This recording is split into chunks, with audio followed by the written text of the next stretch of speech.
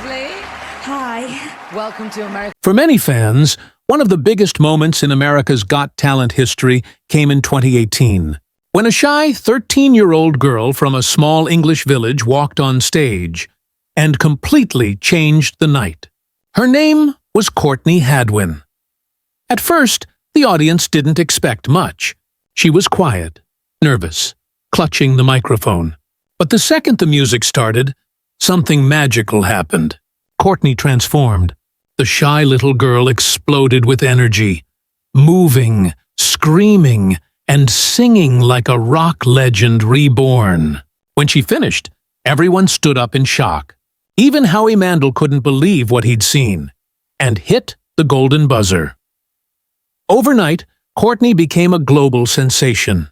Her audition went viral, racking up tens of millions of views. Talk shows called, magazines wanted interviews, and fans everywhere said, a new Janis Joplin has been born. But after that shining moment, things took a dark turn. Courtney had grown up in a modest family in County Durham, England. Her parents, Paul and Anne-Marie, weren't musicians, just ordinary people who supported their daughter's dream. From a young age, she sang and danced around the living room, turning her home into her own private stage. She later joined local theater and music schools, learning how to control her voice and connect with an audience. Before America's Got Talent, she'd already made waves in the UK, performing in local competitions like Teen Star and The Voice Kids UK, where she impressed judges with her powerhouse vocals and fierce stage presence. By the time she arrived in America, Courtney was ready. Her performances on AGT, Hard to Handle, Papa's Got a Brand New Bag, Born to be Wild, all showed the same thing. She wasn't just talented, she was fearless. But after the show ended, fans expected her to release hit songs and start her music career immediately. Instead, silence. Courtney had signed with Simon Cowell's label, but behind the scenes, things weren't going well. At just 14 years old, she was under enormous pressure to write and record songs she didn't connect with. Producers pushed her toward pop music, but Courtney's heart belonged to blues and rock. In an interview, she later said, "I was given songs I couldn't relate to. I felt like I was thrown into the deep end." The fame that once brought joy soon became a burden. Online critics mocked her voice, calling her a shouter.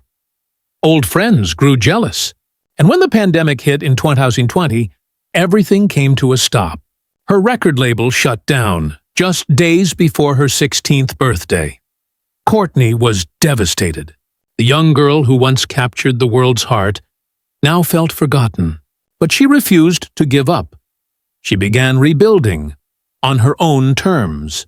Teaming up with producer Kevin Bowe, she returned to her roots in soul, rock, and blues. No more trying to please everyone else. This time, she wrote her own songs, her own way, and it worked. In 2023, Courtney released her first original tracks, Breakable, Monsters, and That Girl Don't Live Here. Her fans came flooding back. The voice, the passion, the energy, all still there, but now more mature, raw, and real. After years of struggle, Courtney Hadwin is finally proving she's more than a viral moment. She's an artist in control of her destiny. So what do you think? Will Courtney become the next big name in rock? Tell us your thoughts in the comments below. And if you loved this story, don't forget to like, share, and subscribe to the Backstage Eyes for more inspiring stories of music, fame, and redemption.